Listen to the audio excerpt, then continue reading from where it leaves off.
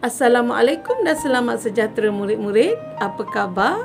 Hari ini kita bertemu lagi dalam matematik tahun 5 dengan tajuk ruang ya. Hari ini kita akan fokuskan kepada menentukan isi padu bagi bentuk gabungan ya. Objektif pembelajaran kita pada hari ini ya murid-murid, menentukan isi padu gabungan bentuk yang melibatkan kubus dan kuboid. Sekarang mari kita lihat bagaimana cara untuk mengira isi padu bentuk gabungan ya. Cara yang pertama ialah dengan menggunakan kubus-kubus kecil yang sisinya adalah 1 unit. Jadi panjang 1 unit, lebar 1 unit dan tingginya 1 unit. Jadi isi padu bagi kubus kecil ini adalah 1 unit padu. Jadi dengan menggunakan kubus kecil ini kita dapat mengira isi padu bagi bentuk gabungan ini ya, bentuk gabungan ini. Jadi jom kita lihat macam mana ya. Untuk mengira isi padu bentuk gabungan tadi, kita guna kaedah yang pertama iaitu dengan menggunakan kubus-kubus kecil. Jadi pertama sekali murid-murid kena bahagikan ya bentuk gabungan ini kepada 2 ya, iaitu bentuk A dan bentuk B. So kita bahagikan kepada 2 dulu ya. Jadi kita kira dulu bentuk A ya. Okey, untuk bentuk A terdiri daripada 6 kubus kecil. Seperti yang kita tahu tadi, satu kubus kecil ini isi padunya adalah 1 unit padu. Jadi kalau 6 kubus kecil, jadi isi padu bagi bentuk A ini adalah 6 unit padu. Ya, manakala untuk bentuk B ini terdiri daripada 54 kubus-kubus kecil ya. Jadi isi padunya adalah 54 unit padu. Kenapa? Sebab satu kubus kecil isi padunya adalah 1 unit padu. Jadi jika 54, jadi isi padu untuk bentuk B ini adalah 54 unit padu. Jadi untuk mencari isi padu bagi bentuk gabungan ini, murid hanya perlu tambahlah ya, isi padu A 6 unit padu dan isi padu B adalah 54 unit padu. Jadi jumlahnya ya adalah 60 unit padu ya. Ini adalah cara yang pertama untuk mengira isi padu bentuk gabungan, iaitu dengan menggunakan kubus kecil yang isi padunya adalah 1 unit padu. Cara yang kedua ialah dengan menggunakan rumus. Rumus isi padu bersamaan dengan panjang, darab lebar, darab tinggi. Ya, jadi seperti biasa untuk bentuk gabungan ini murid-murid kena pisahkan dia dahulu ya. Okey, murid-murid kena pisahkan dulu.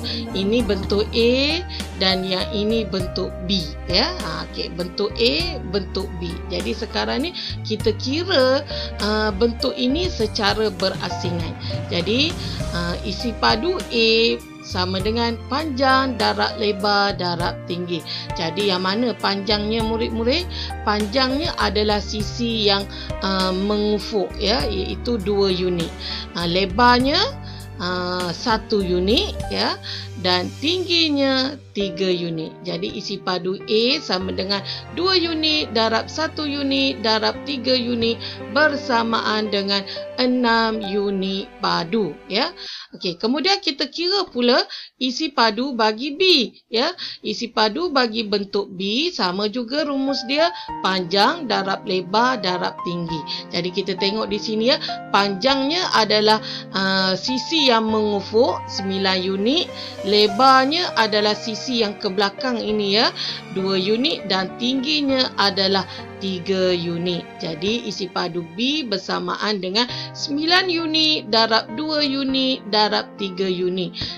Jadi untuk isi padu B bersamaan dengan 54 unit padu. Jadi untuk mencari isi padu bagi bentuk gabungan ini, murid hanya perlu tambahlah ya. Okey, iaitu isi padu bentuk gabungan sama dengan isi padu A tambah isi padu B. 6 unit padu tambah 54 unit padu bersamaan dengan 60 unit padu. Ini adalah cara yang kedua untuk mengira isi padu, iaitu dengan menggunakan rumus ya. Isi padu bersamaan dengan panjang darab lebar darab tinggi. Sekarang mari kita tengok contoh soalan mengira isi padu bentuk gabungan. Jadi kalau murid tengok di sini ni adalah gabungan bentuk kuboid ya, ni kuboid dan bentuk kubus ya. Jadi yang pertama sekali ni murid kena labelkan dulu ya. Labelkan sebagai bentuk A dan sebagai bentuk B. Kenapa? Sebab untuk mengira isi padu bentuk gabungan, murid kena kira dahulu secara berasingan ya. Okey, jadi untuk isi padu A sama dengan panjang darab lebar darab tinggi. Jadi kita tengok di sini ya, panjangnya 10 cm, lebarnya 8 cm dan tingginya 17 cm. Jadi isi padu bagi bentuk A adalah 1360 cm padu. Kemudian kita kira pula isi padu bagi bentuk B, iaitu sama dengan panjang darab lebar darab tinggi. Panjangnya adalah 8, lebarnya 8 dan tingginya 8 ya. Jadi 8 cm darab 8 cm darab 8 cm bersamaan dengan 512 cm padu. Jadi untuk mencari isi padu bagi bentuk gabungan ini, murid kena tambahlah ya, iaitu isi padu A tambahkan dengan isi padu B. Isi padu A 1360 cm padu, murid tambahkan dengan 512 cm padu. Jadi jumlah keseluruhan isi padu bentuk gabungan ini adalah 1872 cm padu. Ya, itulah cara untuk mengira isi padu bagi bentuk gabungan ini ya. Contoh seterusnya, hitung isi padu bongkah yang tinggal setelah bahagian tengahnya dikeluarkan ya. Kalau murid tengok di sini ya, ini ada satu bongkah ya yang besar, kemudian bahagiannya telah dikeluarkan. Jadi untuk mengira isi padu bongkah yang tinggal ya, kata kunci dia di sini yang tinggal. So murid kena tolaklah ya, murid kena cari dulu isi padu bongkah yang besar ini, kemudian murid tolak dengan isi padu bongkah yang dikeluarkan. Jadi yang pertama sekali murid kena labelkan lah ya, yang besar ini sebagai bongkah A dan yang dalam ini sebagai B. Jadi murid kiralah isi padu A bersamaan panjang darab lebar darab tinggi.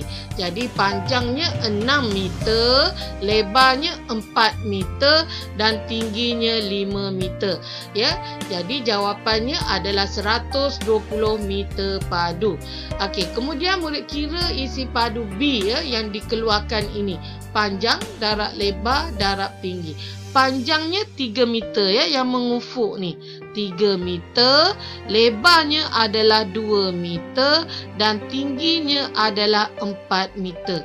Jadi isi padu B bersamaan 3 meter darab 2 meter darab 4 meter bersamaan 24 meter padu. Jadi untuk mencari isi padu bongkah yang tinggal, murid kena tolaklah isi padu A iaitu bongkah yang besar ini 120 meter padu, murid tolakkan dengan isi padu yang di tengah ini iaitu isi padu B 24 meter padu. Jadi jawapannya adalah 96 meter padu.